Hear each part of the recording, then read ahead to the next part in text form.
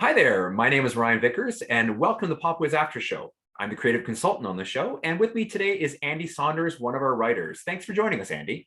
Thank you so much for having me, Ryan. I just want to start off, Andy. What's your background as far as trivia goes? How have you've been involved with it for a while? Have you been writing? Have you been playing? How's that gone for you? Well, my trivia life started, oh boy, almost 25 years ago now. When I started high school, I played Reach for the Top every Okay, year in high school, and that was kind of my start in trivia. I then I went to Brock University, started the Quiz Bowl team there, and nice. did Quiz Bowl for a few years, and have been a bit of a trivia show fan as well. I was back almost 20 years ago now, was known as the super fan for CBC's Smart Ask. Okay, yeah, They brought me on a few times during the last couple of seasons of Smart Ask to kind of give analysis, and it kind of and from Smart Ask when that got canceled, I kind of started doing the same stuff but with Jeopardy. nice. And since then, I was one of the founders of J Archive, Okay, and then basically back into the trivia and game show world. Reach, I've been working for Reach for many years now, on their production team, hmm, and also started my own podcast for a few years called Complete the List, the trivia game show, which led to me getting my first, you know, I guess hiring for a gig, which was Confetti Canada back in 2018. That the okay, yeah. Canadian version of that ran for a few, a couple of months, and so since then, I've always been interested in trivia, and so that's kind So, of where so, so clearly, so clearly, you are qualified to do some writing for a game show of Pop Wiz's prestige. certainly, yes. What did you find when you were doing your writing? And we talked to Brittany in an early after show. How did you go about writing your questions? As some of our viewers may know, that we had if you watch the end credits, there was a team of 6 writers that did the questions. So, was there a specific type of question you'd like to write? And I guess sort of as a follow up that, what do you think makes a good question on the show? Well, I think let's start. I'll start with the last part of that. What Okay. makes a good question? I think that the sort of question that will make the players go, one, I know that. Two, oh, I should know this, but I can't come up with it right now. Oh no. Or three, well, I didn't know that, but I just learned something interesting. So I think one of those three things, each question needs to kind of fall under one of those three Well, categories. and Either especially I with the know this. second and the third, that there is clearly a pressing time limit for our contestants in the quiz cube as well. Exactly. So I mean, they're going, the sort of, oh no, I really should know this. And that becomes important for gameplay, because obviously if they stall too long, then they're going to end up losing points. Mm-hmm. So, when I wrote the questions I did, I kind of tried to look at it from one of those perspectives, thinking, um, I expect, yes, I will know this, or B, I feel like I should know this, or C, I just learned something interesting. Nice.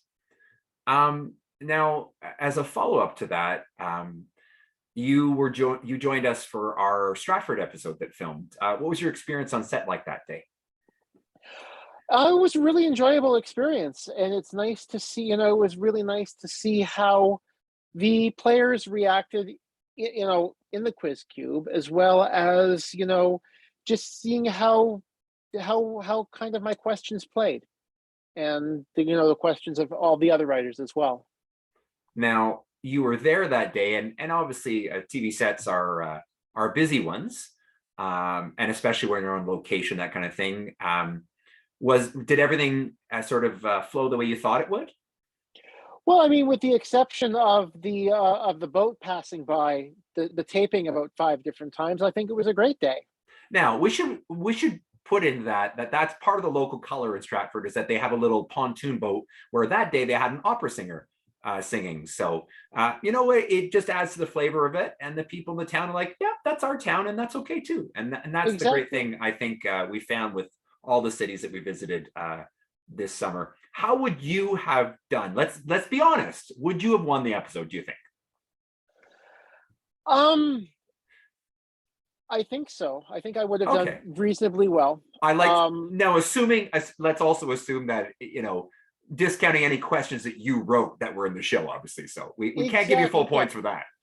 Right. But I mean, I like to think that I do all right on a lot of the newer popular culture. I'm still kind of trying to keep my eye on what is, still happening, especially because I still compete in Mhm. various competitions. So it's important that I at least try to remember what's been happening. And I mean, I will scroll through TikTok and,